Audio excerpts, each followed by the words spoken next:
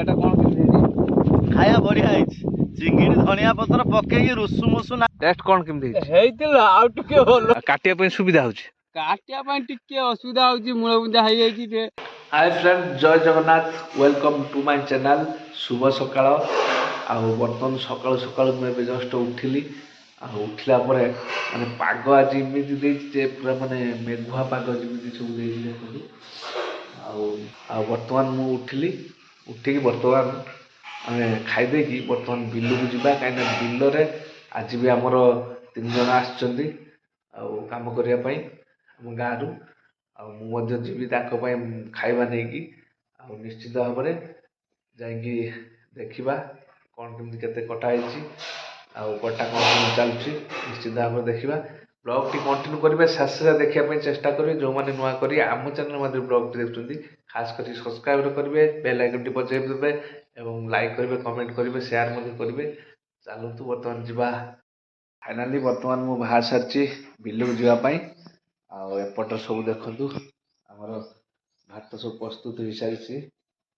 ଆଉ ବର୍ତ୍ତମାନ ମୁଁ ଚାଲିଲି। ବର୍ତ୍ତମାନ ଯେହେତୁ ରୋଡ଼ ପାଖ, ବର୍ତ୍ତମାନ ଗାଡ଼ି ଟିକେ ନେଇକି ଯିବା, ଟିକେ ଦୂର ବାଟ, ତେଣୁକରି ଗାଡ଼ି ନେଇକି ଯିବା।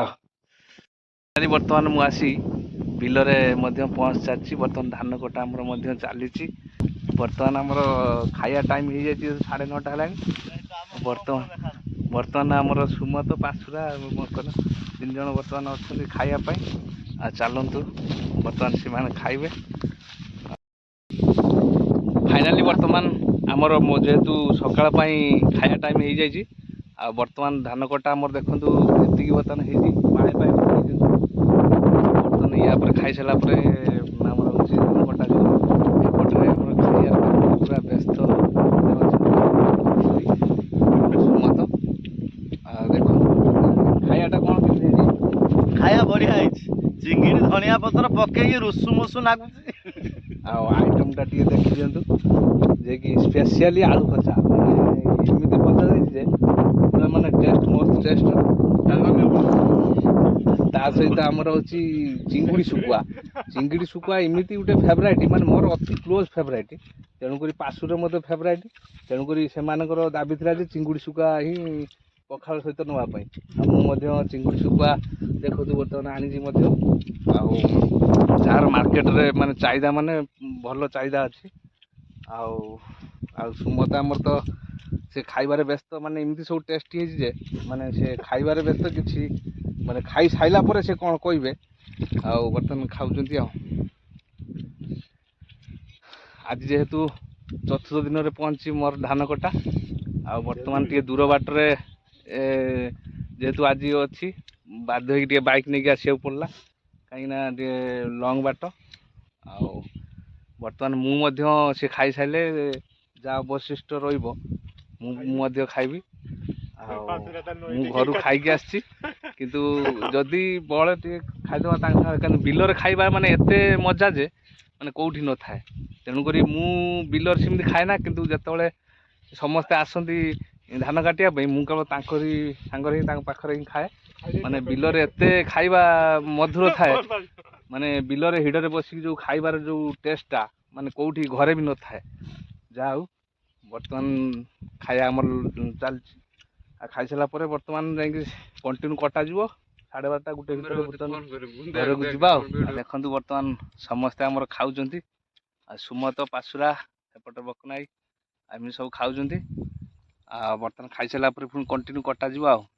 ଆଉ ସେମାନେ ଖାଇସାରିଲା ପରେ ମୁଁ ମଧ୍ୟ ୟା ପରେ ଖାଇବି। ମୁଁ ଘରୁ ଖାଇକି ଆସିଛି, ତାଙ୍କ ପାଇଁ ଭାତ ନେଇକି ଆସିଛି। ଏ ବର୍ତ୍ତମାନ ଖାଇବା ଚାଲିଛି। ଆଉ ବର୍ତ୍ତମାନ ତାପରେ ତାଙ୍କ ପାଇଁ ମଧ୍ୟ ଆସିଛି ସ୍ପେଶିଆଲି, ମାନେ ଯାଉ କହନ୍ତି ଦୋକାନରୁ ଆସିଛି ପାନ। ମାନେ ଏମିତିକି କେହି ବି ଦଉନଥିବେ, କିନ୍ତୁ ଯାହା ହଉ ବର୍ତ୍ତମାନ ସ୍ପେଶିଆଲି ପାନ ବର୍ତ୍ତମାନ ଆସିଯାଇଛି। ଆଉ ବର୍ତ୍ତମାନ ଆମର ଖାଇବା ମଧ୍ୟ ସରିଗଲାଣି ପାଖାପାଖି। ଆଉ କିଛି ସମୟ ପରେ ପୁଣି ଧାନ କଟା ଆରମ୍ଭ ହେଇଯିବ। ଦେଖନ୍ତୁ ବର୍ତ୍ତମାନ କେତେ ପାଇ ମଧ୍ୟ କଟା ହେଇସାରିଛି, 5-6 ପାଇଟି।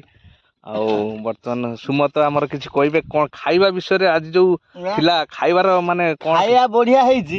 ଖାଇବାଟା ମାନେ କ'ଣ ଟେଷ୍ଟ ହେଇଥିଲା? ଖାଇବା ଚିଙ୍ଗିଡ଼ି ଶୁଖୁଆ, ଆଳୁ ଭଜା, ଅଣ୍ଡା ଭୁଜା, ଆଚ୍ଛା ମାନେ ଖାଇବାଟା ମଧ୍ୟ ଭଲ ଅଛି ଯେଫଳରେ କି ପାଶୁରି ଯେପରିକି ବର୍ତ୍ତମାନ ପାଶୁରି ମୁହଁ କାଢୁନି। ମାନେ ଖାଇବାରେ ଏତେ ଟେଷ୍ଟ ଯେ ସେ ପର୍ଯ୍ୟନ୍ତ ମାନେ ଖାଇବା ସରିନାହିଁ ମାନେ ଖାଇ ଚାଲିଛନ୍ତି ହଉ ଖାଆନ୍ତୁ କିଛି ନାହିଁ ମାନେ ଖାଇଲେ ଭଲ ମଧ୍ୟ ହବ ଭଲ ଧାନ ଆଗକୁ ହବ ଆଉ ଯେତେ ଖାଇବେ ସେତେ ଧାନ ହବ ଆଉ ଇଏ ହଉଛି ଆମର ପାଶୁରି କହୁନୁ କଣ କେମିତି ଟେଷ୍ଟଟା ହେଇଛି ଟେଷ୍ଟ କଣ କେମିତି ହେଇଛି ହେଇଥିଲା ଆଉ ଟିକେ ଭଲ ହେଇପାରିଥାନ୍ତା।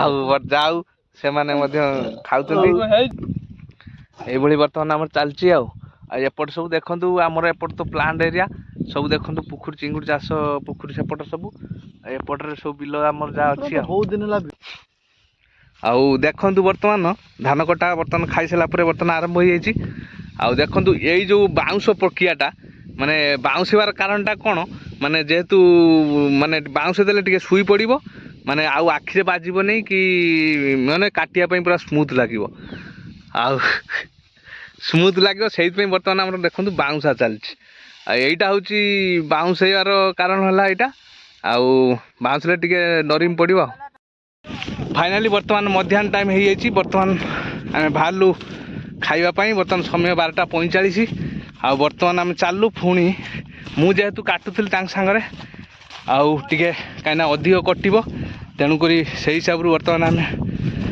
କାଲୁ ମୁଁ ବର୍ତ୍ତମାନ ପାଇ ଠେକେଇକି ଆସି ଟିକେ ଧଁସ ହେଇଯାଉଛି ଆଉ ଏପଟରେ ସୁମତ ଆଉ ସେ ତାଙ୍କର ଅଧା ପାଇ କରିଛନ୍ତି କିନ୍ତୁ ମୁଁ ମୋର କଣ୍ଟିନ୍ୟୁ ଫୁଲ୍ ପାଇ କରିକି ଆସିଛି ବର୍ତ୍ତମାନ ଦେଖନ୍ତୁ ଦୁଇ ବର୍ଷ ସୁଦ୍ଧା ଏତିକି କଟାଗଲା ଆଉ ଗାଁ ପାଖାପାଖି 1.5 କିଲୋମିଟର ତେଣୁକରି ବର୍ତ୍ତମାନ 10-15 ମିନିଟ୍ ଲାଗିବ ଆଉ ଚାଲୁ ଆଉ ଆକୁ ସବୁ କ'ଣ କରିମି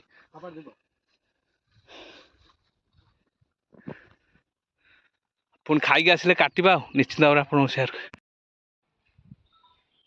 ଫାଇନାଲି ବର୍ତ୍ତମାନ ସମୟ ହେଇଯାଇଛି 2:15 ବର୍ତ୍ତମାନ ଯିବା ବିଲକୁ ଆଉ ଧାନ ସେପଟରେ ଆମର ଯେଉଁ ପାଶୁରା ସୁମତ ସେମାନେ ସେପଟରେ ଯାଇଛନ୍ତି ମୁଁ ବର୍ତ୍ତମାନ ଏପଟରେ ସିଧା ଯାଇକି ବିଲରେ ପହଞ୍ଚିବି ପାଣି ବୋତଲ ଧରିକି ଆଉ ବର୍ତ୍ତମାନ ଚାଲନ୍ତୁ ଯିବା ଦେଖିବା ବର୍ତ୍ତମାନ ସମୟ 2:30 ବର୍ତ୍ତମାନ ମୁଁ ମଧ୍ୟ ଆସି ପହଞ୍ଚି ଯାଇଛି ବିଲରେ ଆଉ ଏପଟରେ ଆମର ଧାନ କଟା ଦେଖନ୍ତୁ ଚାଲିଛି ଆଉ ବର୍ତ୍ତମାନ ସିଏ ଆସି ସାରିଲେଣି ମଧ୍ୟ ଖାଇ ପିଇକି ଆଉ ବର୍ତ୍ତମାନ ମୁଁ ଧାନ କାଟିବି ଆଉ ତାଙ୍କ ସାଙ୍ଗରେ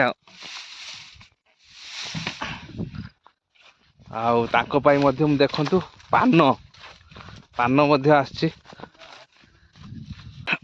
ଫାଇନାଲି ବର୍ତ୍ତମାନ ସମୟ 5ଟା ବର୍ତ୍ତମାନ ଆମେ କ୍ଲୋଜ୍ କଲୁ ଆଜିର ଧାନ କଟାକୁ ଏଇଠି ଆଉ ବର୍ତ୍ତମାନ ଆମର ସମସ୍ତେ ଝାଳନାଳର ଆଣ୍ଠେ ପାଣି ପାଇଁ ପିଇବା ପାଇଁ ବର୍ତ୍ତମାନ ସମସ୍ତେ ଚାଲିଲେ ବର୍ତ୍ତମାନ ପାଣି ଫାଣି ପିଇକି ବର୍ତ୍ତମାନ ଘରକୁ ଯିବା ଆଉ ନା କ'ଣ ହୁଏ ଆଉ କ'ଣ ଆଜି ଧାନ କଟା କ'ଣ କେମିତି କଟିଲା ବହୁତ ଖୁସିର କଟିଗଲା ଖାଇବା ବି ବଢିଆ ହେଇଛି ଆଉ